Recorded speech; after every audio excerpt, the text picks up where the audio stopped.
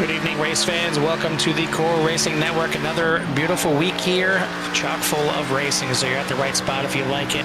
Tonight we are here at the Indianapolis Motor Speedway for the 191 Motorsports Gen 6 Series, and we get to see who's going to try and finish this season out strong and claim the title here, as we're down to the last three races of the season. We get Indianapolis here tonight, the beautiful, beautiful, beautiful Michigan next week, and then Kentucky for the season ender on the 24th. And the point series is starting to heat up here a little bit. It's a 25-point lead here for Michael Casey over Paul Helms, Matthew Jordan in third, TJ Ivey, Zane Bierman for your top five.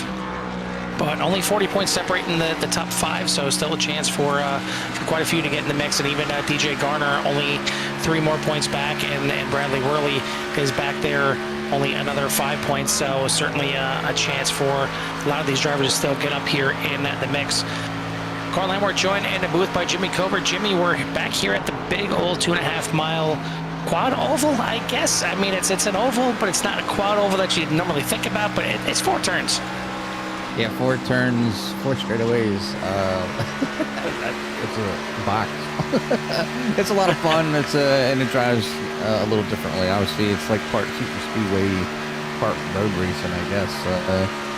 They definitely have their challenge here tonight. This track tends to eat up tires pretty good. So just kind of seeing how everybody's going to qualify here tonight. Position is pretty important, I think, here, and obviously if they can stay green long enough, then pit stops are going to be very important as well. Biggest mover in the series lately has been the man coming off of 2 straight wins. That is the 15 of TJ Ivey, looking to go back to back to back here tonight, out there qualifying right now. And the 15 has won 2 races. It's got him up to the top 10 and now up into the top 5. As mentioned, he's up there in 4th position, and now only quick math here, 39 points behind your points leader Michael Casey. So definitely, I mean, if he's got a momentum up, well within the realm of possibility of making a comeback here in the series and getting up there. We talked about it last week, even before he got that second win. That 15 has been fast, kind of week in, week out. It's just, can he get the finishes to go along with it? Last week, he went and gone and did it, and got 2 in a row. But we'll see what he can do here. I mean, he did it at Rockingham, he did it at Bristol, 2 tracks that are extremely harder than Indianapolis here tonight. Not that Indy doesn't come without its its issues, and certainly out of turn 2 can be a little bit of an issue with the car getting a little loose, and out of turn 4 can bite you a little bit if you're not paying attention. But we got a different in-race report here tonight than TJ Ivey. It is going to be the driver of the 72, Scott Henderson, as we bring in Scott right now. Scott, you guys come off 2 very difficult races these last couple of weeks at Rockingham and Bristol. You guys come to Indy here, and it's a bigger track, a little bit more wide open. You get a little bit of drafting, but it can certainly have some issues here as well.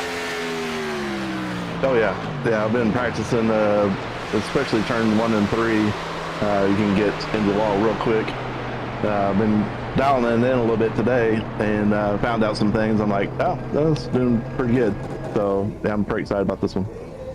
So obviously we ask everybody at the beginning of the season, which race they'd want to come on here and be a pre-race reporter for if they had a choice, and you picked the Indy. So what is it about Indy that you like, you enjoy, or maybe it was just the last one left? What was it about Indy? Yeah, well, the guys actually put me in there, but as actually I used to go to the Indy 500 with my grandfather, my dad. I started going there in '78. I remember AJ Foyt won the year before, so his profile was on the ticket, and so I went from '78 to like '93, I guess. Wow. So yeah, it was fun. It's a great track. I love it. Nice and fast, and you get some good racing on it. I myself have been out here for the Brickyard, I think 4 or 5 times, which doesn't make any sense because I'm from Eastern Pennsylvania, but my grandfather had ties with he worked for Outdoor Power Equipment, and there I guess the dealer was out there in Indianapolis and got tickets every year, so I got to go out to the Brickyard with him. And it's an amazing facility. I mean, there's so much to do out here. You think racing, this is what I think of here. I mean, I know people say Daytona or Le Mans or things like that, but to me Indy is racing, and it's especially with the the infield museum in there as well. But turn our sights to the race here tonight. I know you may not have got a qualifying result that you wanted to, but how do you think that 72 is going to run here tonight? I'm just going to go out there. I'm not going to be the fastest, but I just want to try to get my tires. I don't want to wear out my tires real quick, so that's what I'm going to try to do, is just survive a little bit. Work on that. Yep. All right, buddy. Well, before we let you go back in the car, who do you want to give a shout out to or thanks to? Our sponsors, Skin Cups, One Vision EMS, and of course the 191 Motorsports has been a great group to race with. So I've been enjoying it a lot. And I'd like to shout to my wife for letting me race. She's always been supportive, and she's been great. So that's all I got, really. But I can't wait. Hopefully it'll be a good ride. All right, buddy. Well, wish you luck up there, and if we get any kind of caution, maybe we'll pull you in. Otherwise, maybe we can talk to you after the race and get sneak a top 3 in there. But either way, good luck out there. All right. Thanks a lot. Bye. That is the driver of the 72, Scott Henderson. Jimmy, we got a starting order for tonight. They're lining up there. Why don't you give us a rundown? Yeah, starting order here tonight for the 191 Motorsports group.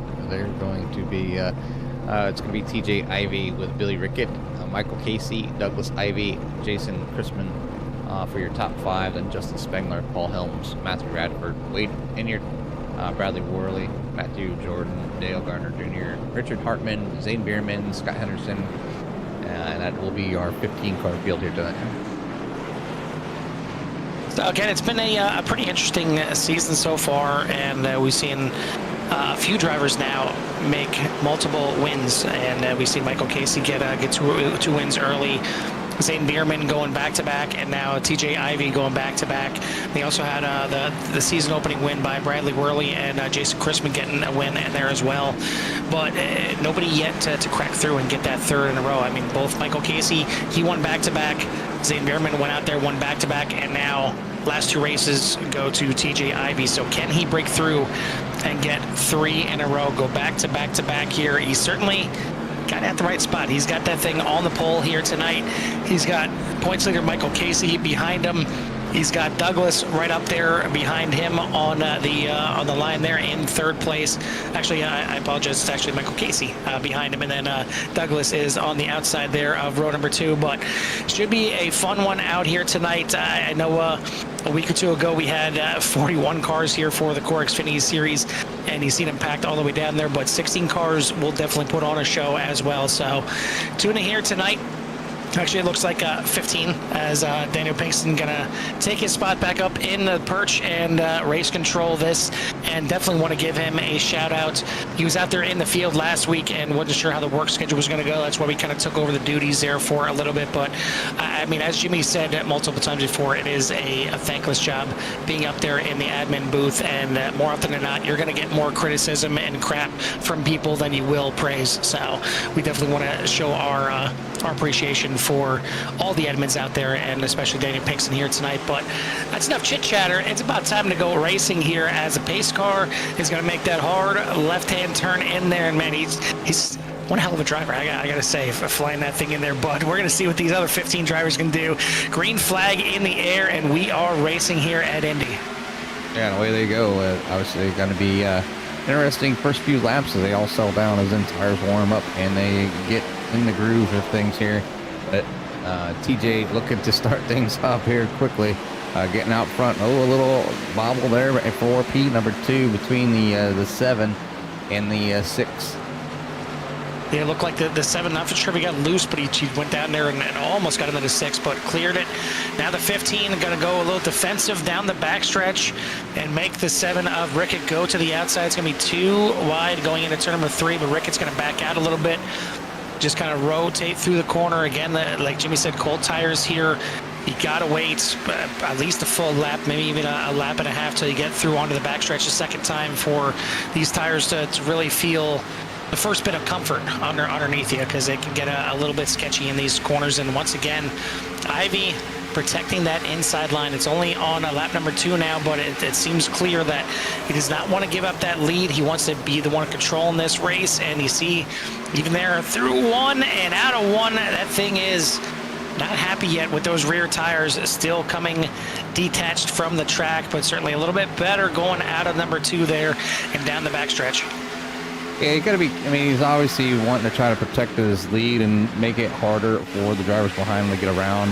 Obviously, the outside is going to be the hard way, but if you burn them tires up, you're not going to be able to put that car down to the inside, and the 7's going to find their way, down there. So he's got a lot of work cut out for him here. So we're only on lap 2 of 75, Carl. It's quite a long race here, as obviously the laps are right around a minute. So we're going to be here for quite some time here tonight. Yeah, absolutely. As I want to thank everyone out there for tuning in. If you haven't done so yet, hit that thumbs up and subscribe while you're at it, and get you in touch with everything that CRN has to offer, as we got a jam-packed schedule as usual for this week, and we'll be plenty busy. So if you're looking for some racing, you're in the right spot here. But right now, the car's doing kind of what they should, Jimmy. They're all kind of a single file in line, except for, well, of course, for the lead, where you probably really want to be in line there. But it looks like a little battle still brewing here between Ivy and Ricketts for the lead, and it looks like Ivy going to have the edge slide up in front of the 7. Look like Billy tried to make the counter there and go back to the inside, but once again the 15 down to the inside. Rickett getting a little help maybe from the outside there of Michael Casey, but Rickett goes a little deep into turn number 1, and it's going to be side by side through the short chute.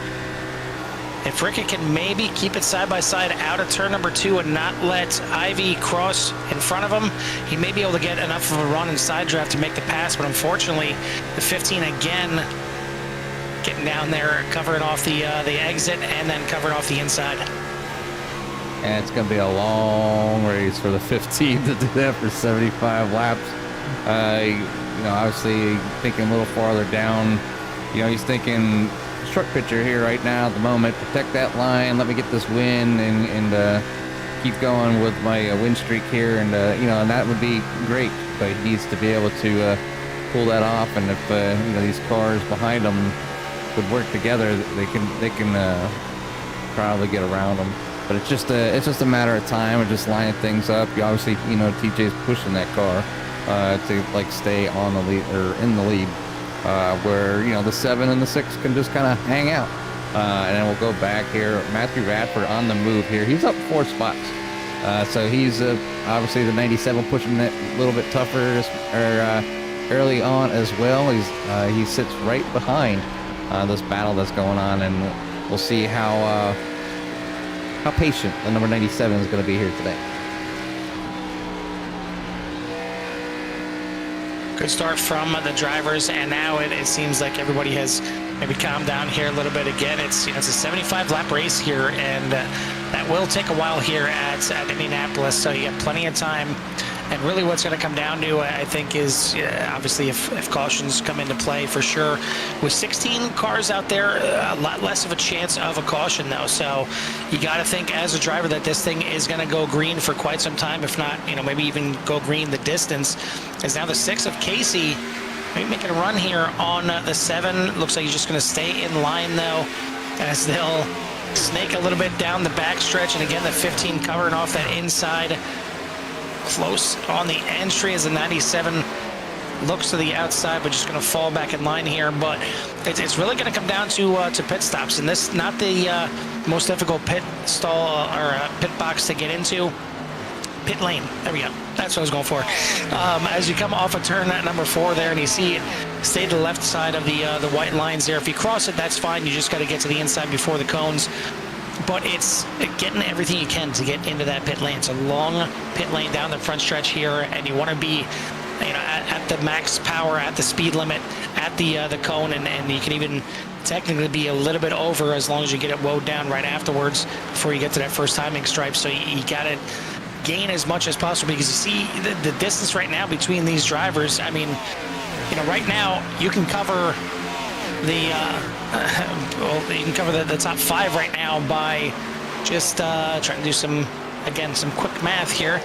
And I mean, it's about 2 seconds in between. Not even 2 seconds. Sorry, it's actually less than a second separating the top 5 right now. And you know how quick it can happen right here in the pits. I mean, 1 second can easily be gained, just in the pit stall, but certainly down pit road, and then on the exit, as that got a little spicy right there between the 85 of Douglas Ivy and the 88 of Bradley Worley, as the 85 into the wall. Good save there. But it's the exit here is definitely a lot more treacherous than the entry, as you got to stay on that access road all the way through turn 1 and turn 2, and finally get to exit onto the backstretch. And that's where I think you'll see a lot of drivers kind of make up or lose time. Yeah, there's a lot of spots here, and like it's about staying in line, keeping the draft, keep managing your tires, and then obviously, somebody can drive away here. They don't need somebody, but that draft does make it a little bit easier to save fuel behind somebody. And yeah, I think the biggest problem I always had here, Carl, was just keeping control of my tires. Don't get them overheated.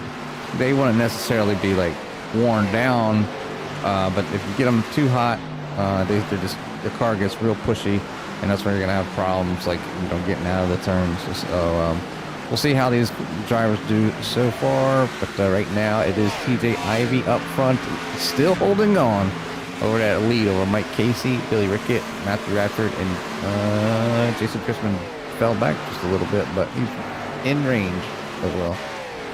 And you see a new second place driver right now as Michael Casey makes his way around Billy Rickett. Now we'll see if Casey has what it takes to make the pass on the 15 and try and prevent him from going back to back to back and we threaten his points lead a little bit more here. But 15 with a small little gap. We'll see if Rickett tries to work the 6 and try and regain that position. Meanwhile, Radford just kind of hanging back there, and it's just kind of taking everything in. I think right now he's enjoying the sights and maybe not wanting to get involved, and I definitely don't blame him if that's the case. They've been mixing up here quite a bit in these first couple laps. Well, I mean, they still have, they're on lap 10, and they're about to cross while they're on the backstretch now, so they got 61, 65 laps, well, 65 and a half laps to go. And, it's a long time out there, so there's no sense, as long as you can hold on to that position and you're not under any pressure, like, that's a good spot to be for the number 97. Yeah, absolutely. And it's a situation where you save your fuel a little bit, you bingo your pit stop, and maybe you pick up one position on the first pit stop. There's going to be multiple pit stops here tonight in this 75-lap race, but Rickett into the wall, that's not what he wants to do, and maybe it's a little bit of what you were talking about, Jimmy. Maybe using up those tires to try and make the pass on the 15 has gotten those tires a little bit angry. Oh yeah, it doesn't take long, and they're at that window right now, Carl. They're at 11 laps in, and them tires, I know from experience, they're mad. They don't want to be on the track. And let's see, I can pull up the weather because I didn't even show I didn't take notice of the track temp. Track's at 108, so that's not too terribly bad, but it's not like the best conditions in the world either. So track temperatures, plays a big factor in keeping control of the length, how long you can keep your tires going for a little harder than normal. So, but right now, TJ doing a great job right now, just kind of holding on, and for a fact all race he's gonna defend.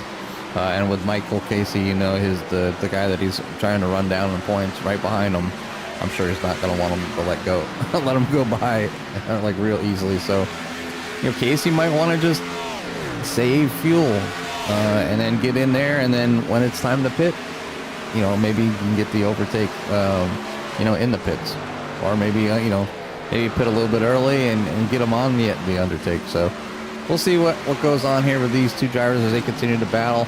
Let me go ahead and I'll pull up the interval here so you can see where everybody else is. You see all their numbers are pretty much orange. We'll go back to Jordan, Matthew Jordan, because he's in a battle right now there with the 88, looking to take over that position there of P number 5. Well, meanwhile, here on lap number 12 already, we've got 2 pit stops. Jason Chrisman brings the 98 into the pits. Douglas Ivey also into pit lane. Not sure if that's issues with with any kind of damage or anything like that, or if this is scheduled pit stops. If this is scheduled pit stops, we're in for a boatload of pit stops here tonight.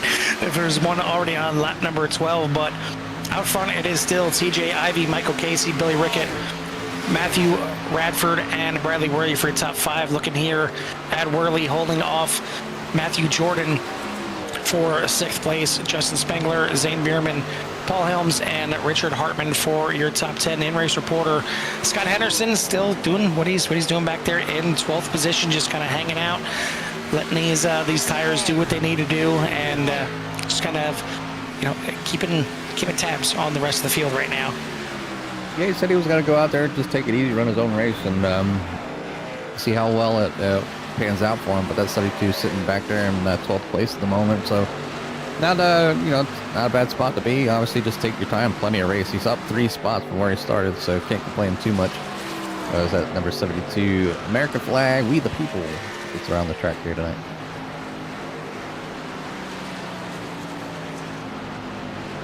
So it's kind of getting that time with quite a few of these series in the late stages of the championships, and you start to wonder, when do I really just need to go into go mode and do the mode where you have to go after it, you have to get a little bit more aggressive than maybe you have in the first half of the season. I mean, is that something that kind of plays on your mind, Jimmy? Do you just take it one race at a time and the cards fall where they fall, or getting towards the end and that championship's getting a little bit more near, do you find a little bit more of an edge to try and push?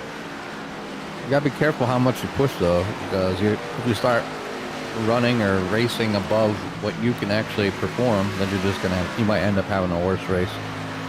Burn up tires, finish laps, few more positions back than normal.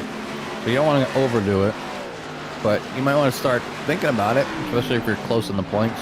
You might want to see, like what you can do to give yourself a little better chance of being in that final position and winning the championship. So you got to still have good races, still got to make smart decisions, but I think maybe push yourself a little bit. If you find yourself falling back, might want to go revert back to what you were doing. Just kind of let the cards lie for that race. Yeah, it's kind of funny. It's almost the opposite sometimes, where the smoother you go and the slower you go, the faster you go. And sometimes you may realize that you think you needed to push a little bit harder to go faster, when if you just back up the corners a little bit, save those tires a little bit more, all of a sudden throughout the entire length of the run, you're better off. And that's what I think a lot of drivers, myself included, lack a little bit, is that patience to kind of let the entire race play out. And it's so easy to go out there and just try and run hot laps, or try and stick with the leader if you're in second, third, fourth, whatever it is, or even if you are the leader and trying to set the pace. You can't set the pace too fast though, and you have to really kind of keep everything in play. And if somebody wants to get along by you, sometimes early on in the race, it's better. Just let them get out there, let them waste their equipment, let them use it up. If cautions don't fall your way and you end up losing, it is what it is. But if there's green flag run from the beginning to the end, you could be the one that's making that key pass and getting back to the lead at the end. I think the one thing that we forget about for ovals is that we see that they're separated by seconds, right? So like big gains don't normally happen. You're not going to usually close in on another car by a second unless it's new tires or something, or an accident happens. So everything is tenths or hundredths, and just that little bit over time just continues to build up. It's a consistency thing here with the ovals.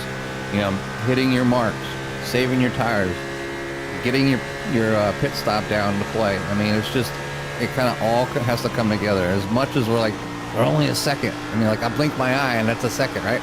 Like, you need to just take care of your car. And just like we do just see here on top of the number 55,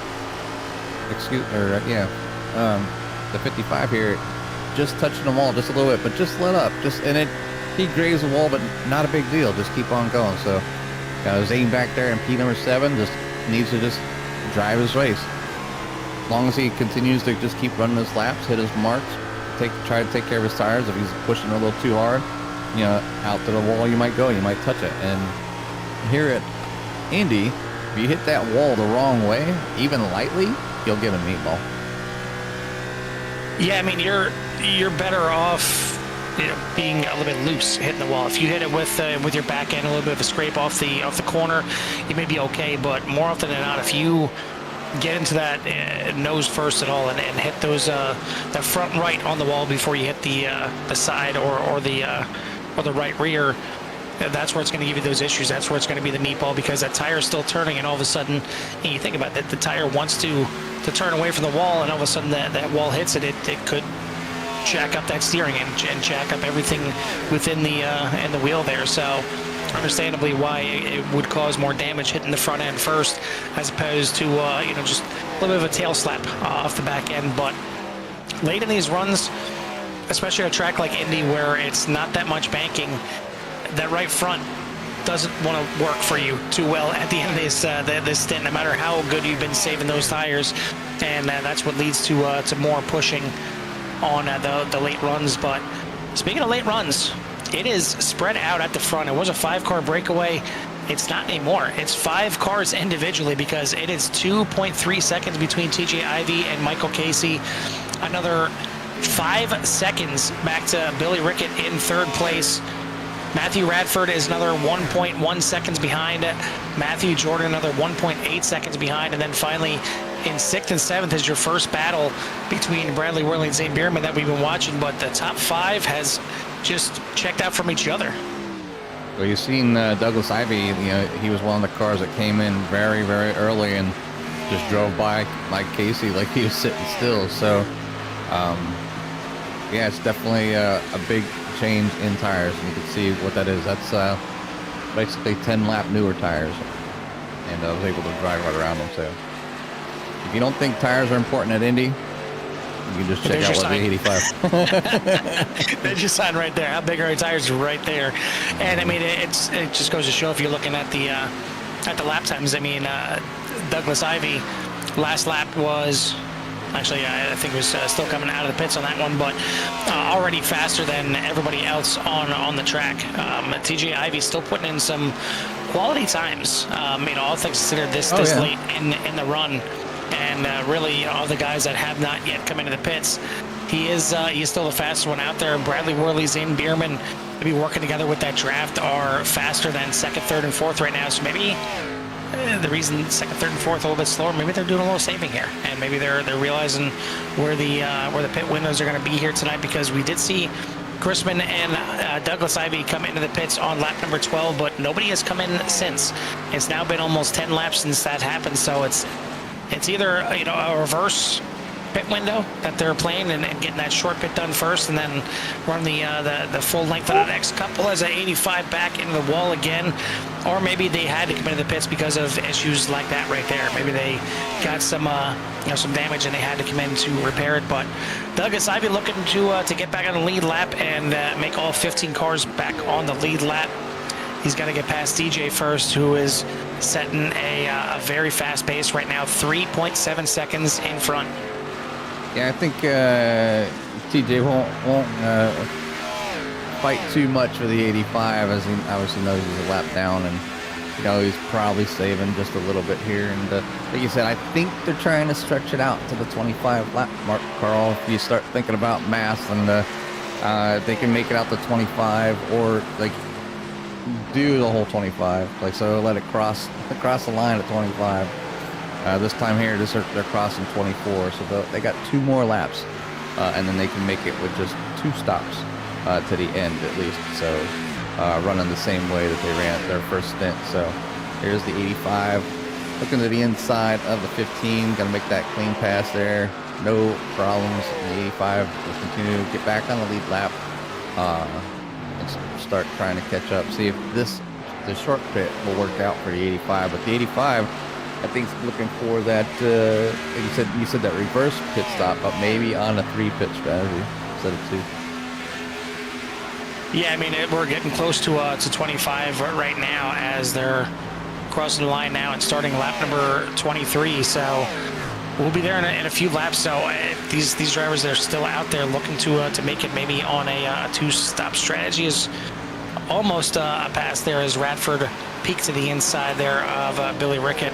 And 97 may be coming to life here a little bit late in the run and able to catch up to Rickett a little bit and attempt the pass right there. But could have just been a rough corner there for Rickett, and seems like he's really struggling late in this run, maybe from just giving up too much equipment on the first part of the run, trying to get to the lead, trying to get around TJ Ivey, who was not having anything of it. And maybe you see why not. Maybe he knows that he had a fast number 15 here tonight. He wanted to just fend off the battle a little bit, keep clean air on the front of that car, and then check out late in the run, which is exactly what he's doing right now. But Bass for third place here, the 97 to the inside and around to third, just in time to see a caution. And yeah, comp caution. I just seen that. I just remembered after talking about comp caution, it was thrown over in the chat.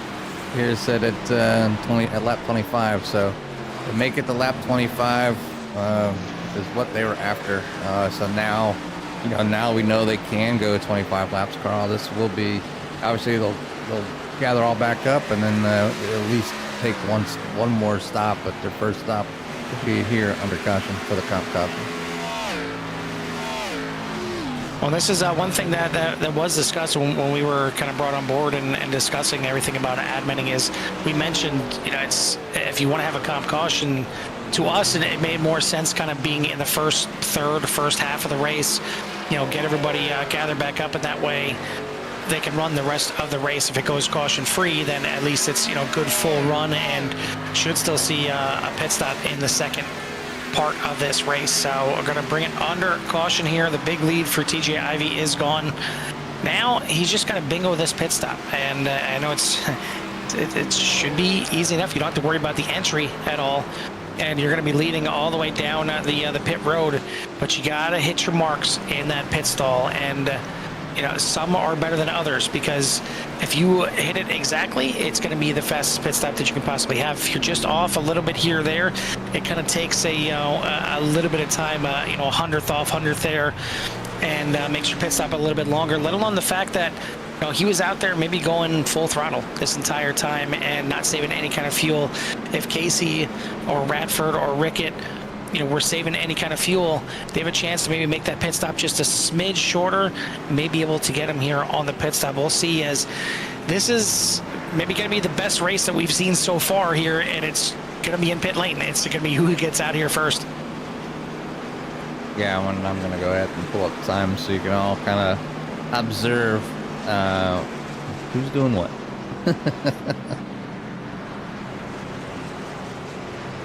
And you can see within the race. Yeah, and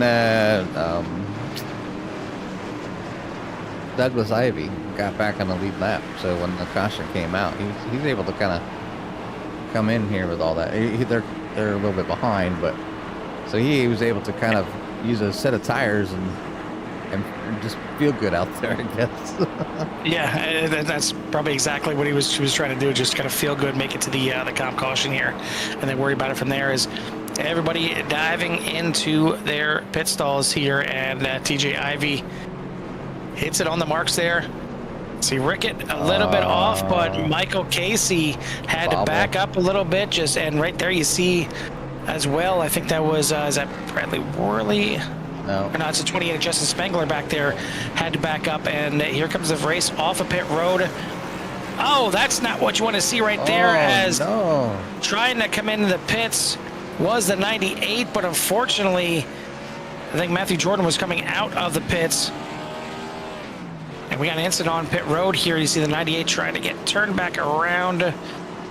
Maybe he already got damaged, so he's just figuring, you know what, I'm just going to bang this thing around through the pits and come back in. But he may be too far front now, and he can't back up too much in the pits or it will DQ you. So it looks like he was right there at his pit, so he's able to make his pit stop either way. But that was not exactly what he was, I'm sure, had in mind for Jason Christman. But TJ Ivey gets out in front. Billy Rickett moves up a spot, actually moves up 2 spots. Matthew Radford moves up a spot. It is Michael Casey that is the loser on this one, loses a couple spots here on pit road. Back to 4th now, Bradley Worley for your top 5, Zane Bierman, Paul Helms, Wade Enyart, Scott Henderson, and Dale Garner Jr. for your top 10. So while we got a chance here and we're under caution, let's go ahead and bring in the driver of the 72, and that being Scott Henderson. So Scott, you guys have had the first 25 laps of this race, and you got your comp caution. You got the thing up now into the top 10. Does the mode now change at all? Did you get an idea in those first 25 laps how this thing is going to handle? Do you go at it a little bit harder for the last 50? Yeah, probably won't be any harder. I'd like to. I'm still trying to do some tire wear. I was like down to 50% there, so I'm gonna have to calm it down a little bit. I was trying to race a little hard at the beginning, so no, I just wanted to keep my tires cool and not angry at me. So I'm going to probably just keep going the way I'm doing, and just make it. I just want to be there in the end of the race in the top 10, hopefully. Yeah, I mean, so far so good. You're up there in the top 10 right now for this restart. So we'll see what you guys have to do here on the last 50 laps. I'm assuming one more pit stop for everybody out there yet. Oh yeah, I'm sure. Yeah, we're probably going to have to do one more. Yep. All right, man. We'll let you get back to it and see what you can do here for the rest of this race. All right, appreciate it. Thanks. That is driver of the 72, Scott Anderson, as he's going to restart here in 9th position. 27 laps down here once we get the green flag, and we'll see the final 48. I think that sounds about right. Yeah, it sounds like that math's mathing. But either way, it's going to be TJ Ivey still out in front. He's led every lap so far, so why stop now? But now he's going to have Billy Rickett right there with him again. This time the 15 is going to dictate the start. He doesn't have to wait for Barney. As soon as that pace car goes in, he gets in that restart zone. He can fire off whenever he wants to. Can he get a good enough jump to maybe fend off an early charge here for Billy Rickett again? Maybe we'll see Matthew Radford putting in a little bit of a run as well. Certainly Michael Casey probably going to be a little perturbed at his pit stop. Maybe we'll see him trying to get up there as well. But it's time to go back to racing here at Indy. Pace car going to come in this time by. We still got 14 cars waiting to see if Jason Christman catching up right there. You see him coming onto your screen. He's going to catch up to the field. Maybe be at full speed when he catches the field. But it's time to go racing again. TJ Ivey back on the loud pedal. Good restart for the 15. He's going to clear the 7. Be able to get a good entry and a 1. Casey thought about diving to the inside there. He's going to have to go the long way around turn number 1. Remember, cold tires. All these drivers got cold tires again, and big bobble there from the 97 of Radford, and still fighting it through the grass in turn number 2. Great job saving. He's going to lose a bunch of positions, but he does not lose the car. He's going to fall back towards the back, have to regroup, kind of lick his wounds and get back at it. And what do you know, back out front, the 15 blocking that inside line again. Yeah, it worked before. He's going to do it again. So, I mean, just, just if I'm Billy Rickett, though, I'm not going to push as hard. I'm going to stay on his tail, but I'm not going to try sending it a battle unless the opportunity is there. Now he's alongside, so the 7 looking to kind of get by. Really, and the 15 making it really hard. That is a tough move to make down or on the outside. Really got to send it and trust in tires, and not. Hopefully you don't catch that car. He's got him clear, and comes down, able to pick up that lead car. Back of a move there from Rickett. Finally gets it done. Now the 15 is the one doing the chasing, and he's the one that's going to try and figure out how to use the outside line, unless he makes a late move here down into 3. He's got a bit of a run. Looks to the inside, but it's not there. Door gets slammed shut.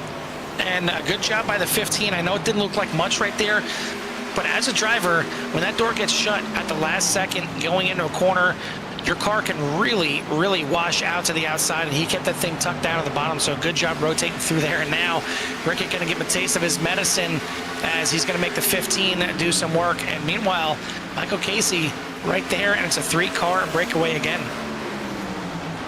Yeah, it's just now what is TJ going to do in order to combat the 7 getting out to the front? And we've heard from drivers here in the past, Carl, how much clean air matters here.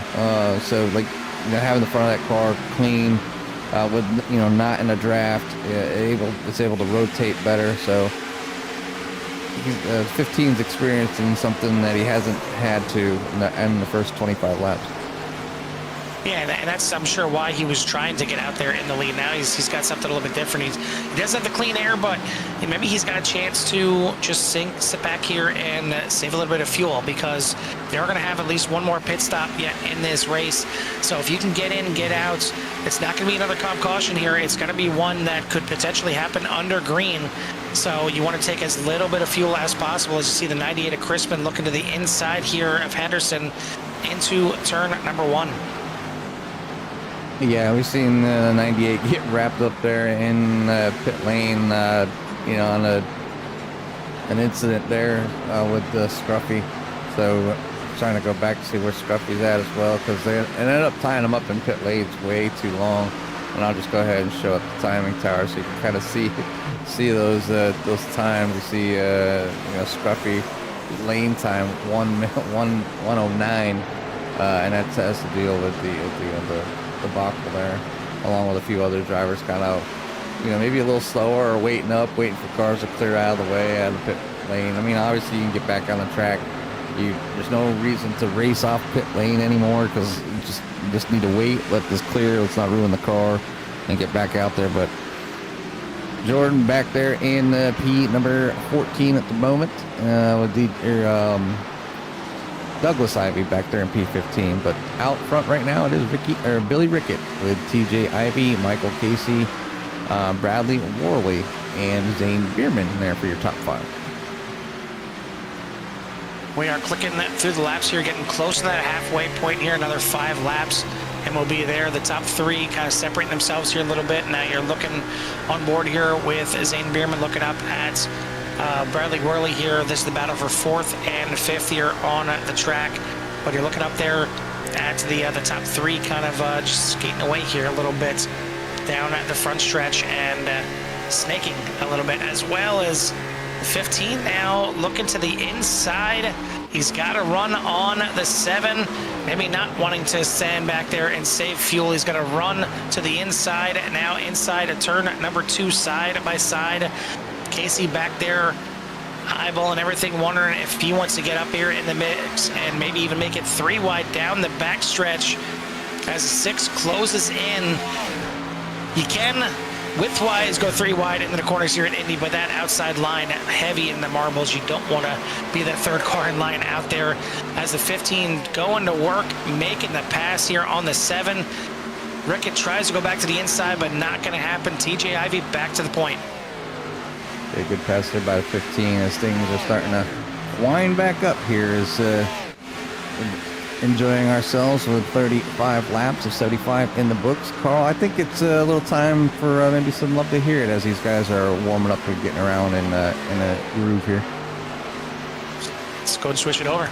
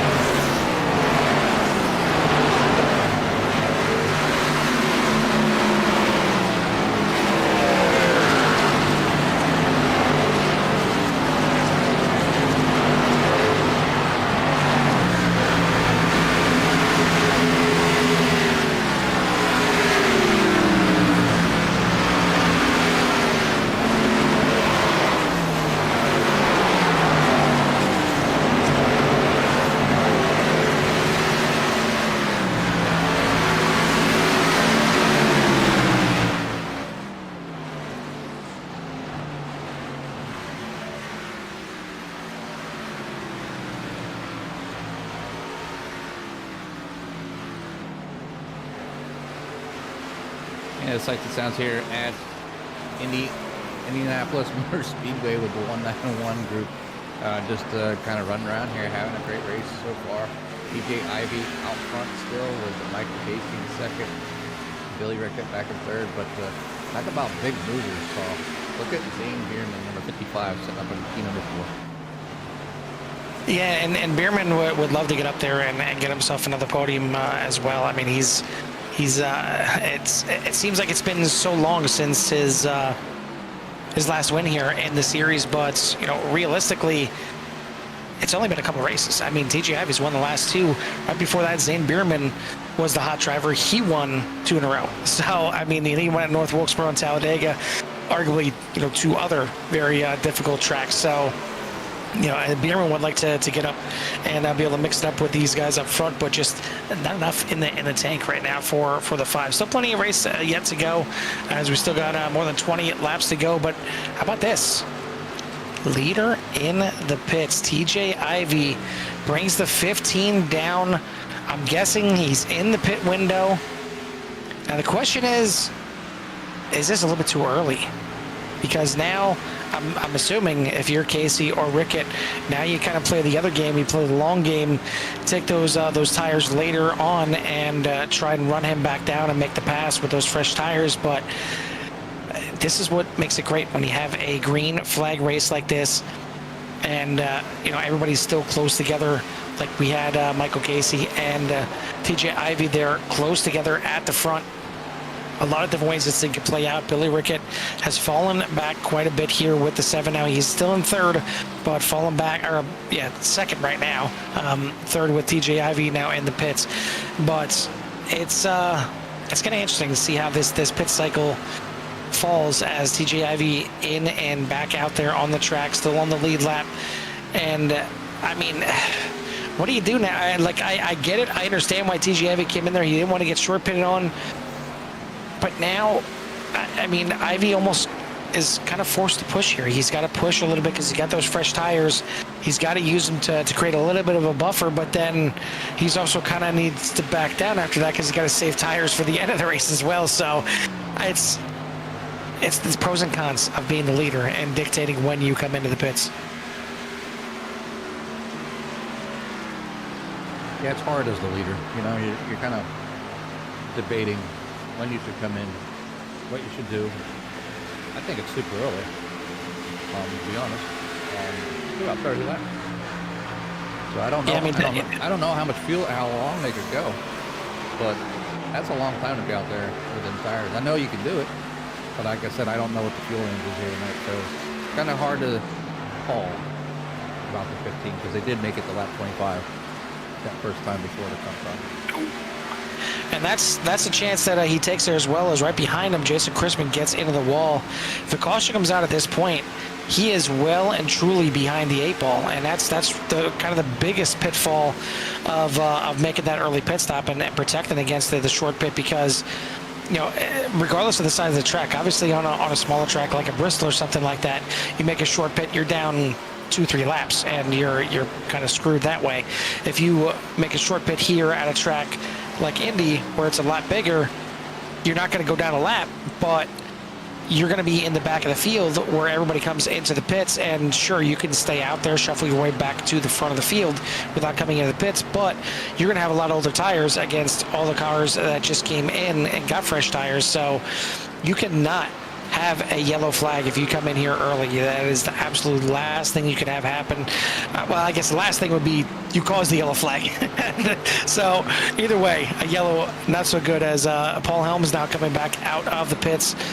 He made an early pit stop here as well on the last lap. He's going to complete his pit cycle for the race. But yeah, we still got 24 laps left in this race. Still got a lot of racing left to go. Michael Casey out front by 4.75 seconds over Billy Rickett, who, that's not him behind him. The orange car right there behind him is Justin Spengler, a lap down. Pretty good distance. I mean, about 5 seconds in between first and second right now. And then another 2.5 back to third place, Zane Bierman, who is holding off Bradley Worley. But now Billy Rickett going to bring the 7 into the pits. Yeah, Carl, I mean, they're short at 25 laps. Like I said, they're either in the window So Billy Rick is going to try the short pit on Casey and everybody else, but yeah, it's kind of a tough call. I'm not sure on the, like I said, I'm not 100% sure on the fuel mileage tonight. I'm not really in this situation to be like, yeah, that was a good call. I don't know. It might be. It might not be. We're going to get an idea here as Rickett now into the pits, and I believe this is TJ Ivy coming down the front stretch. And we'll see, you know, kind of what the gap is here. You see right there, TJ Ivy going into turn number 1 at the right, the left side. We're still up on the 7 of Rickett, so big difference here in gap as it's going to be pretty massive here with TJ Ivy. And if this thing plays out, he's going to have himself a nice substantial lead once Michael Casey comes into the pits. I mean, right now he ran a 53.41 that last time by. Casey, a 56 flat, 2.5 seconds faster. Jimmy, that's massive. Oh yeah, it's definitely not making huge gains. And it's going to take a lot to make that up, but you know, how fast can he be on the old tires once Casey comes in, you know? All this time right now is time being made on Casey.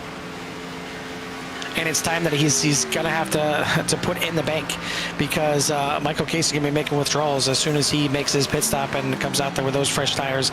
He's going to be putting in those lap times, because the fast laps for the race have been in the 52-second range. Another good lap there from TJ Ivy, 53.5. With Michael Casey, should be coming across the line right now, 56.06. But the rest of the cars behind Casey coming in, Zane Bierman, Bradley Worley, Matthew Radford now into the pits. So I think what's going to be really interesting is how much gain can Billy Rickett make on Michael Casey. Can he make the short pit work to get out in front of Casey? He may not be able to battle him to the end, but it could be holding him up long enough that it could get TJ Ivy this win. Oh yeah. A lot of drivers kind of rolling the dice what to do with pit stops. You know, do I run this thing out of fuel, and what do I do? Do I short pit? It's a very interesting call, especially with TJ coming down so early. And now if you're into these cars that came or didn't come into the pits now, you would love to have a caution come out right now, as Michael Casey now is going to give up first place here. He's going to bring the 6 down into the pits. We'll see if Jordan, Hartman, Garner, or Henderson decide to stay out this time by. It looks like Matthew Jordan is going to stay out and take over the lead. Not going to lead that lap, as Casey just crossed the line before he did. But Garner is going to come into the pits as well. Now we'll take a look here at Billy Rickett coming through 3 and now 4. Can he get up here and make the pass on Michael Casey, as looks like Scott Henderson going to come into the pits as well. Casey finishing up with his pit stop, and now out of the pits on the access road. You see him right there. So Rickett will make the pass and have a pretty good distance between him and Casey, and maybe even have another car in between, as Jason Chrisman back there is going to move himself up into 5th place ahead of Casey. So now you just got the top 2, Jordan and Hartman, yet to come in to make their final pit stop here of the race. Jordan is going to stay out another lap here and now officially get a lap lead, and could potentially see him come in at this time by, as you see right there, the 31 of Dale Garner Jr. coming out of the pits, going to go a lap down momentarily. But this is going to get interesting here. This is not the race just yet. The race isn't going to happen until maybe about another 10 laps yet. But it's going to be within the last 5 laps or so that I think everything is going to kind of concertina together here, and we'll see who made the right call here. Is it the extreme short pit by TJ Ivy pitting on lap 43? Is it kind of the middle strategy there of Rickett pitting on lap 47? Or is it Michael Casey pitting on lap number 50? Definitely some different strategies here tonight. Or, maybe Matthew Jordan or Richard Hartman gets a caution here, as the 98 in the wall again. If a caution comes out, certainly the 23 and 52 are sitting very nicely. But it's been lean and green all night long here, aside from the comp caution here on lap number 25. Jimmy, you can't ask for really much more from from the drivers and from a broadcasting side of it, this is what you like to see. Of course, you like to see green flag laps. You like to see a caution, here or there sometimes to catch the field back up. But for me, I like the races that go green all the way through, and you can see all these different strategies play out. Yeah, I'm a big taker on the green, obviously, and being able to execute pit stops, fuel strategy, tire strategy, all at once. I know a lot of drivers don't like that, we should have endless amounts of tires and full fuel, whatever, and they don't want to. Basically, those are the drivers that don't like fuel saving. They don't like managing tires. So to kind of put this on the drivers is good, because it makes it a little more realistic, in my opinion. It's obviously I think the tires, the sim stresses a lot on tire wear. So basically, you can see it obviously when somebody comes out on brand new tires, it's so much faster. And I think maybe it shouldn't be. I don't know. I don't know if it's that drastic in real life or not, but it's definitely something that stresses a lot. It just seems like if you can manage your tires, you can get the good finishes on no matter basically any car. Road racing is a little bit different, and it seems to be tires don't seem to fall off if at all. I mean, they wear down, and they do get worse through some corners, but they're definitely not like over, where you just seem to get. Obviously, you're slowing down. You got to back up corners constantly. We're talking after 10 laps, so you're out there for a couple minutes, and you got to already start backing down corners because you can't attack as hard because the tires are too hot. So yeah, it's a little bit different between ovals. Well, to give you an idea of the difference between Ivy, Rickett, and Casey, Ivy has got 8.5 seconds in between him and Rickett right now. But big lock up there from the 98 getting into the pits. As again, 8.5 seconds in between Ivy and Rickett. But Rickett gaining about a second a lap. So big gains here, and certainly not over just yet.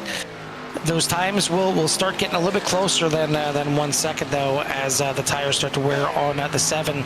For Michael Casey, he is gaining about 0.4 a second a lap, and he is 3 seconds behind Billy Rickett. So, again, this thing is going to get real tight here at the end, but these guys right now aren't up there battling for the lead. It's still the 23 out there making a long run here, and just hoping every lap, not doing a rain dance, he's doing a caution dance in there, hoping that the yellow comes out. Yeah, and Hartman finally pulling it in. So I think these drivers are pretty much at the end of their tanks, and if that's the case, I mean, it showed when the last pit stop was back on lap 26 for Matthew Jordan, and definitely. There's no doubt that TJ Ivy could go the whole way. So that's what I was kind of worried about. Obviously, out there for 30 laps. So Ivy must have hit the window and came in early to beat being, under pit by everything. So, and it's working so far. He's got a nice. He's got a 6-second lead.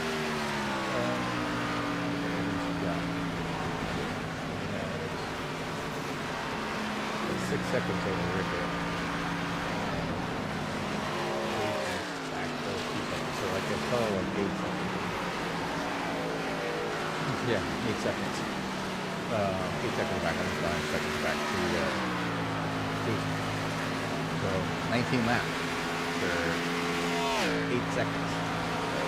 So you need a half a second a lap. At least. Yeah, right now he's gaining about a second. That last time by was almost 1.3 seconds that he gained on Ivy. So again, this thing it's going to get tighter here towards the end. For Billy Rickett, gained about 0.8 of a second that lap.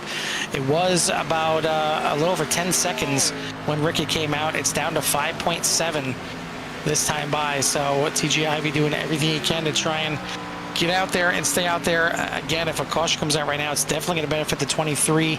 But I think at this point, TJ Ivy might have to come into the pits as well if a caution were to come out to try and fend him off, because he's definitely on a slower tire right now, and he would get eaten up by the 7 and the 6 for sure. So I think we'd even see him come into the pits. But as it stands, it's still caution free. It's still a 23 out front. He's got to make a pit stop yet. We don't officially know how far they can get on fuel. I'm pretty sure they can't get 50 laps though. I don't know. I don't know. Like I said, I can't say yes, but it appears that. Yeah, there we go. There it is. Yep. So, so it looked like 30. So what did it was in at 40. He was at lap 26, so yeah, about like 31 laps or so for Matthew Jordan. But that's going to move all the drivers up a spot. So now TGIV back to the point. Billy Rickett, Michael Casey, Zane Bierman, Matthew Radford for your top 5. And it is 5.3 seconds between first and second, but only 1.2 between second and third. And as we've been kind of talking about the leaders and trying to see where they fall out, we got a battle just kind of going down here into the 4th, 5th, and 6th. You got Bradley Worley back there in 6th, Matthew Radford there in 5th, and Zane Bierman currently sitting in 4th. So good battle here just behind the top 3. 4th, 5th, and 6th here as really another one that would like to try and get up there and mix it up and at least get himself another top 5 here to help himself out with the points. And you get back to the points and you talk about TGIV. He's where he needs to be. He got the pole here tonight. He's in the lead. He's gonna gain points on Michael Casey if he can beat him, obviously. But Casey only back there in 3rd and potentially could be getting into 2nd here very soon. He's only a quarter second behind Rickett, getting a run and looking to try and move himself up into 2nd place down the backstretch here. They can see Ivy in the distance. Casey now to the inside of Rickett. Billy did everything he could with the shorter pit here, got himself into a good spot there to try and beat Casey, but just not going to happen here as we still got about 15 laps left in this race. Casey now into 2nd, and he's flying. He is about a second faster right now than TJ Ivy, and I said it was going to be about 5 laps to go. It may not even take that long. It could be closer to 10 laps to go, and we'll see this battle come to a head as Ivy is out front by 4.5 seconds, but it's a long 15 laps left in this race. And you can see the gains that Casey's putting in it now. It's just over a second for the past 4 laps. So like 1.2 seconds per lap. So the lead is dwindling. But how much is TJ saving? Is he saving tires? Is he saving fuel? What is he doing? How can he defend the 6? A lot's going through TJ's mind right now as he's been the fast car all night, but now maybe has his pit strategy shot himself in the foot or give himself a flat tire. I mean, we're gonna find out here. A few more laps to go. We're down to 14 laps to go. TJ Ivy out front over Michael Casey, Billy Rickett for your top 3. Then Matthew Radford, Zane Bierman, Bradley Worley, Justin Spangler, Paul Helms, Matthew Jordan, and then Dale Garner Jr. in for your top 10. And the rest of the field will be Wade in your Richard Hartman, Scott Henderson, Douglas Ivy, Jason Christman, and shout out to our steward up there in the booth. Well, here's my question, Jimmy. TJ Ivy came in on lap number 43. Longest we've seen somebody be out there tonight here has been Matthew Jordan out there for about 31 laps. The 75-lap race, he came in on lap 43. That math ain't mathin'. I said I don't know. I can't say. I mean, maybe when he came in, he was like, "Dang, I came in a lap too early." And then once you're in, once you commit. I mean, once you come down and slow down, you've already wasted that time. So I don't know. I don't know. We've had drivers make us guess before, Carl. I don't know right now. Well, maybe that's why the lap times were a little bit higher. Maybe that was him saving fuel for a little bit to make sure he can get to the end.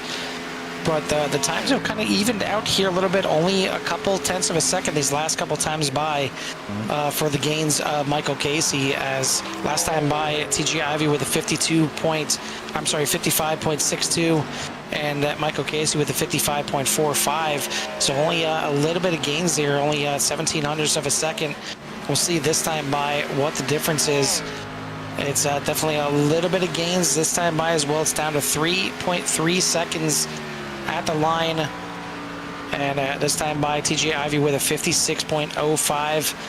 Michael Casey with a 55.22. So Casey turning up the heat a little bit on that lap. And again, maybe that was Casey save a little bit of fuel as well, about half a second slower. Yeah, and I think he knows that he can catch him. I mean, he's definitely in the realm right now. He's at 3, so yeah, he's at least 4/10 a lap. So right now he's at 8. So if he can keep closing in, but he's, you know, with him pushing as hard, you know, he should have the fuel, but, you know, is he going to have the tires? You know, like there's a lot going on. If he comes down to 2 laps, then I don't know, it's going to be tough.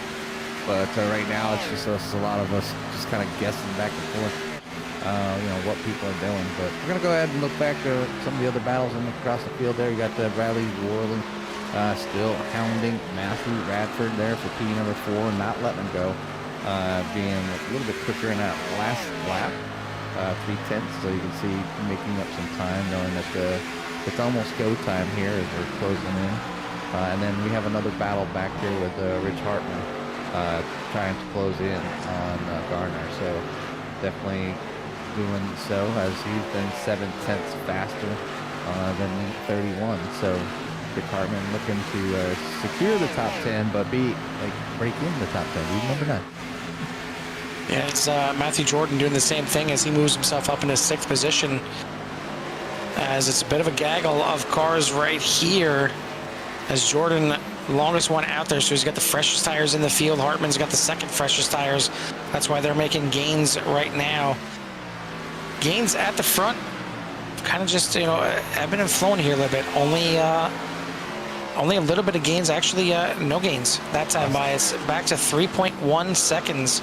So I wonder if a little bit of game is being played here by TJ Ivy, letting him catch up a little bit and then saving a little fuel the next time by to try and make sure he can make it all the way to the end. It's going to be a heck of a long run for TJ Ivy, and going to be the longest run that we've seen all night if he can make it there on fuel. But right now he's got a 3.2 second lead heading into turn number 3. Michael Casey in second, Billy Rickett, Matthew Radford. He's got 2 lap newer tires than Billy Rickett, but he's 3.2 seconds back, so it's going to be tough for him to actually, 11 seconds back. He is just ahead of Bradley Worley, who has got the same tires on, but Worley's been just all over him for quite some time here. Just cannot get the pass done as of yet. Jordan is another 18 seconds back. He's got the fresh tires in the field, but they're not that fresh to be able to catch back up and get a top 5 out of it yet. It's been a fun one out here tonight, and I want to thank everyone out there for tuning in. Again, I've said it before, I'll say it again. I love races like this that play out and have different pit strategies, different tire strategies, anything like that can, you know, really mix up the field, and it's great. I love to see it. I not so much like to be a part of it, because it's hard enough trying to drive these cars around a track, no matter what track you're at, but then trying to do some calculations, trying to think and trying to figure out if I need to save, or if I'm Michael Casey, how hard can I push? Do I need to push to get up there? It's too much. It's too much for me, but I want to thank our series sponsors here for the season, that being One Vision, EMS and Transports, Kim's Cups and more, and Affinger Krone Heating and Cooling for all the support that they handle for the 191 Motorsports, as we're down under the last 7 laps to go now this time by. So it's about 7.5 laps to go right now. It is still a slight lead for TJ Ivy. It's still kind of hanging right around that 3-second mark. So again, wondering, was he saving a little bit of fuel and letting Michael Casey creep back in here? Is Casey having to save a little bit of fuel and kind of hang out where he is? It's down under 3 seconds for the first time, but the clock is ticking here. It is starting to get late in this race, and Casey's going to have to make some gains here in these last few laps. He's getting down to the point where he needs a half a second a lap, Carl. I mean, as soon as he hits he's at 3 seconds right now. So he's still to the point where he doesn't quite need a half a second, but he just lost another point, another 10th. So maybe some wear and tear on that number 6, and maybe kind of sitting back and be like, all right, now I just need to finish this race. Maybe I'm not going to be able to catch him. If I push too hard, I can end up wrecking and blow,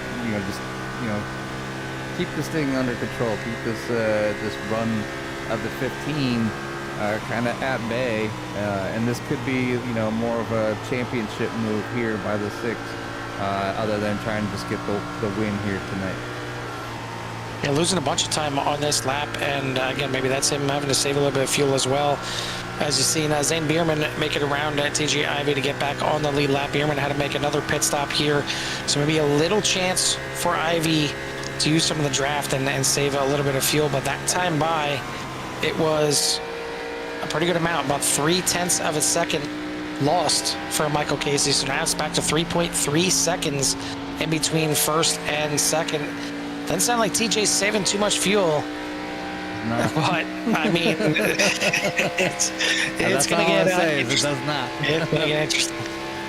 Yeah, I hope for the 15 that he has enough fuel. I mean, if we had a third person up here in the booth, we could go shoot him away, let him drop down and get some insider info. But can't do that too much because that gives away I know that a lot of drivers that like to listen in the background, probably because they're getting more coverage than their spotters do about what's going on in the track, where everybody's at, what they're doing, and if there's incidents and whatnot. So there's always a lot of good info you can kind of get off of hearing the broadcast in the background. If you can, have one more thing going on that they're always, out here thinking about. But yeah, lifting a little bit, Carl, not too much, though. Very, very light.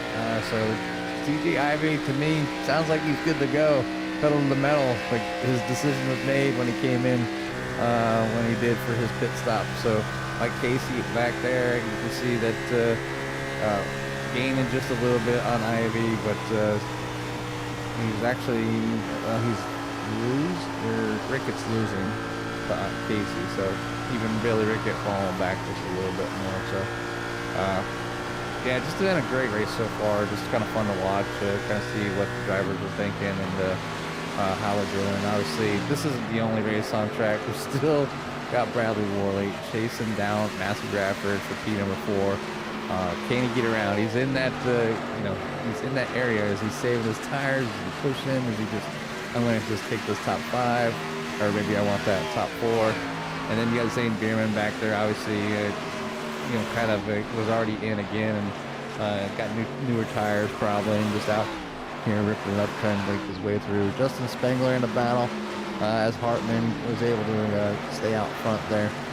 But still a good spot for the Paul Helms. Paul Helms right behind him was reeling in the 28. He's got 5-lap newer tires, but actually, yeah, he does have 5-lap newer tires, but he put it into the wall there a little bit, trying to catch up now. Spengler to the back of Hartman as they battle for 7th position, as well as 7th, 8th, and 9th here on the screen. Laps ticking down here at Indy as we're down to the final 4 laps of this race. TJ Ivy still holding on to a 3-second plus lead at the front. Michael Casey solely in 2nd place by about 4.7 seconds. Billy Rickett, same thing, easily in 3rd place right now. 12.45 seconds between him and Matthew Radford, who is holding on for dear life to try and hold up Bradley Worley back. Closest battle on the track right now. And you see it right there between 4th and 5th. No gains at the front of the field. So if TJ Ivy's got enough fuel to make this thing to the end, then he's pulled it off here. But here we go down the backstretch battle between the 97 to 88. Worley all over the backside of Radford. Not gonna make it past just yet. Maybe waiting for that last lap. A little bit of a lunge there to the inside, but gonna hold on there. Force the 97 to a little bit higher line through the corner. And get closer again. The 88 getting a bit of a run to the inside. Gonna get a little side draft as well. Working that side draft, it looks like that thing is crapping a little bit, but it's somehow how these cars look sometimes. But at the line, it is 2 laps to go here. And Worley gonna make the pass here to move himself into 4th place. Yeah, 97 right before that. Thought about coming down a little bit earlier, but was too late. Got the call that his car inside. Decided to just maintain that outside line and just see if he can fight back. But Bradley doing a great job getting that position, being able to take over here late in the race with only 2 to go. Back up front there with TJ Ivy getting the white flag. So does he have the fuel to work around here one more time? It's 2.5 miles of fuel is what he needs to get this thing done. He's got a 3.7 second lead over Michael Casey, as both these drivers trying to get it to the end of the race. TJ looking for his 3rd consecutive win here in the series and looking to get ever so closer to the top of the boards. But Michael Casey right there in 2nd place. So even though he can try and pull off this win, he's not going to gain that much on Casey, as Casey's doing another good point stay here. Again, looking for a 2nd place through turn 3. One more turn for the 15. And just got to limp it down the front stretch at this point, as the 15 is going to pull off the extreme short pit. It's going to pay off perfectly. I don't know what we were thinking, but he was thinking the right decision here, as a 15. TJ Ivy back-to-back wins. Michael Casey coming home in 2nd. Billy Rickett going to bring it home in 3rd. Bradley Worley off the corner is going to hold off Matthew Radford for 4th and 5th. Man, it's strategy. It's so fun when these things play out like this. And you see it. I mean, TJ Ivy went in on lap number 43. Rickett went in 4 laps after that. Was not able to hold off Michael Casey. But Casey he kind of hit that wall with the tires and couldn't make any more gains. Still trying to hold off Spangler. Out of the line there. Helms holds off Bierman. And then you got Wade in here there back on 11th. Dale Garner Jr. coming across the line. Scott Henderson, race reporter here, finishing up here in P13. Up 2 spots before we started, so can't complain too much. Good run there by Scott. Is he in gas? Did he come across? He did. Yep, he came across ready. All right, and then Douglas Ivy. There at 14th. And Jason Crispin, after seeing him up there towards the front, he must have hit the wall or something. That's my guess for the 98, but he was having a good run. Crispin was the only reason he was ahead there was he was getting his lap back. He actually had a rough race since where he got turned in pit road. Yeah. And he said it was early gonna on. fight He back was up since there in the then. top four, yeah. Well, that's going to put a wrap on the 75 lap race here, and a green to checkered race with the comp caution being the only caution of the night. Jimmy, why don't you give us a rundown of that final order as we get these drivers in here and ready for their well-deserved interviews? Yeah, the rundown tonight of your winners, and you can see there on the right-hand side the time from how far they were back from the leader. TJ Ivy getting the win here with a 3.5 second lead over 2nd place Michael Casey. Then 3rd will be Billy Rickett. We will talk about them here shortly as they get ready to get in the booth. And then Bradley Worley, Matthew Radford, Matthew Jordan, Richard Hartman, Justin Spengler, Paul Helms, Zane Bierman for your top 10, and then Wade Inyart, Dale Garner Jr., Scott Henderson, Douglas Ivy, and Jason Crispin. And obviously, of course, always a shout out to the steward, Daniel Peterson. Absolutely, thank him for everything that he does here for the series. And I'm starting to wonder if he really did have another job that came up, or if he just didn't want to deal with Bristol last week. Either way, I understand. But he gets a nice, easy one here tonight, or at least it should be a pretty easy one for him here tonight at Indianapolis. This is going to get us one step closer to the end of the series, but it's getting it a little tighter here as TJ Ivy trying to come up the boards here late in the season with another win here tonight. We got 2 of our top 3. We're still waiting to see if we get our 3rd place finisher in here tonight, but In the meantime, Jimmy, why don't you go ahead and take our second place finisher, the 6th of Michael Casey. Hey, Mike, this is Jimmy and Carl up at the booth. Cappy. I got a copy. Hello. Halo. Hey, it's good to hear you back up in the booth again. One heck of a show here tonight at Indy, obviously with with your competitor just kind of outperforming you this tonight. Did the extreme short pit. I wasn't even sure they would have enough fuel. So give us a rundown of how your race was, and was there anything that you could have done to maybe give that number 15 some pressure towards the end here tonight?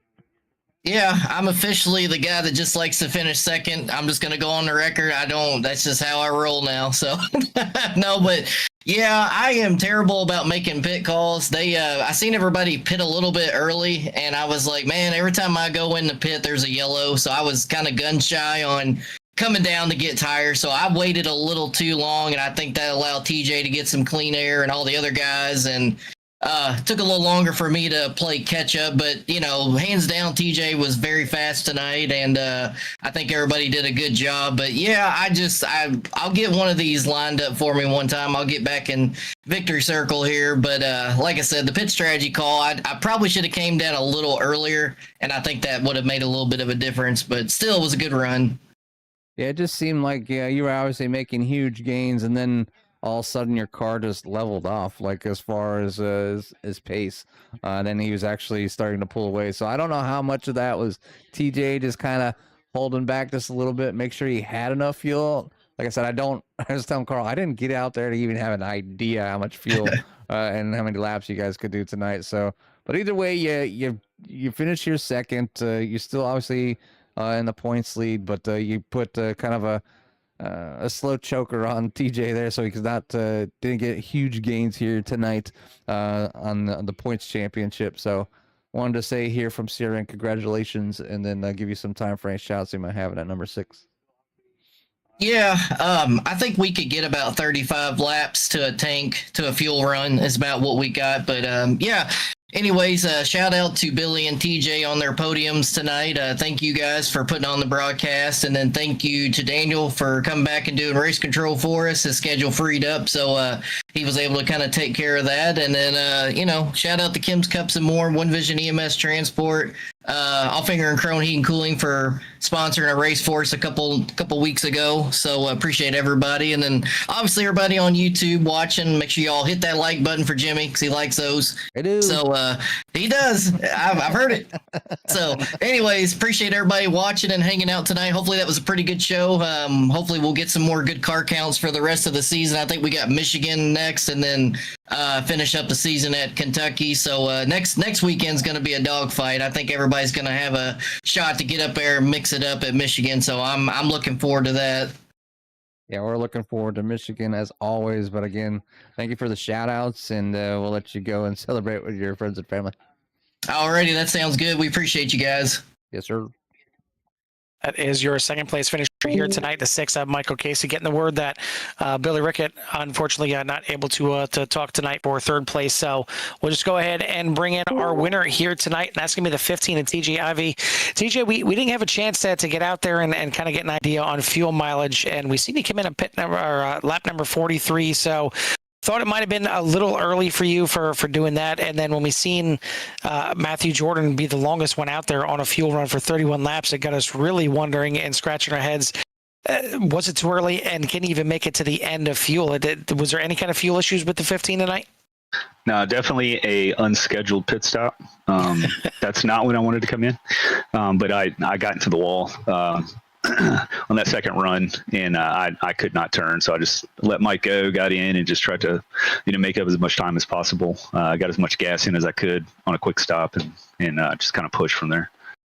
So he came back out with about a 10-second lead over Billy Rickett, who eventually was overtaken by Michael Casey, and he was making some pretty heavy gains, about a second a lap on you early on in that run, but all of a sudden the tires just kind of leveled out. Were you saving it all, and then as soon as Casey got around, you kind of stepped on it a little bit, or did the tires just level off for him and he couldn't make any gains?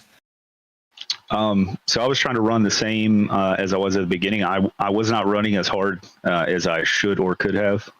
Just I knew the tires were going to be big and everybody gets spread out, so I figured cautions wouldn't really happen. But yeah, I came out, tried to run decent times, but not burn my stuff up because I knew Mike and Billy, you know, they were going to come out with 10, 15 laps on me, and just, you know, as you guys saw it, like they tracked me down about 10 seconds and they got to about 3. I started watching it. It started like plateauing, kind of leveling out. And I was like, you know, I think I'm good right where I was at there for about the last 15 laps.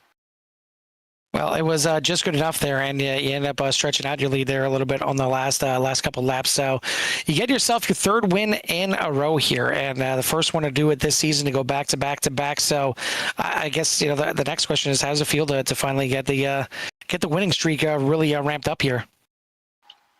Yeah, I mean, it feels good. You know, with work and stuff, I've been able to kind of get on the sim a little bit more at night now, and I think, you know, it's kind of showing up a little bit. So yeah, I mean, it's good, having fun. Like, this is all fun. So you know, I just got back into Iracing about 4 months ago. So you know, it's kind of good to get out there and mix it up with these guys.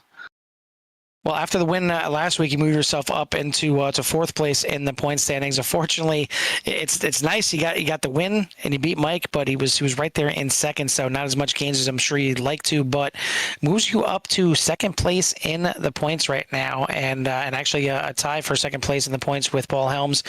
You got 2 more races to go. You got a little bit of a gap that you need to still gain 33 points the way it looks, but you know, 2 races: Michigan next week and then Kentucky for the finale. Do you think there's any chance that we could see a 4th win, maybe a 5th win, maybe a championship run yet?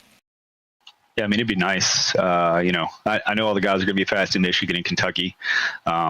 So yeah, I mean, it'd be cool to do it, but you know, I'm having fun doing this. So yeah. All right, buddy. Well, congrats on the 3rd win in a row here. Before we let you go and get out of here, who do you have a shout out to or thanks to? Yeah, once again, my wife, you know, letting us do this on Sundays. My brother, he put the 95, which we attempted to get the 95 Brickyard scheme for Earnhardt on there. This is 30 years ago, and then you guys and Mike and the guys at 191 again. It's been a good time these last few Sundays. Absolutely, certainly the best time for you. We're celebrating 3 wins in a row here on 3 completely different tracks for sure. We'll see if you can do it again next week and go 4 in a row, but either way, take some time to celebrate this, and we'll see you next week. Thanks, guys. I appreciate it. That is your winner here tonight, the 15 of TJ Ivy, becoming a bit of a habit, coming up here and talking to us last here as he gets another win here.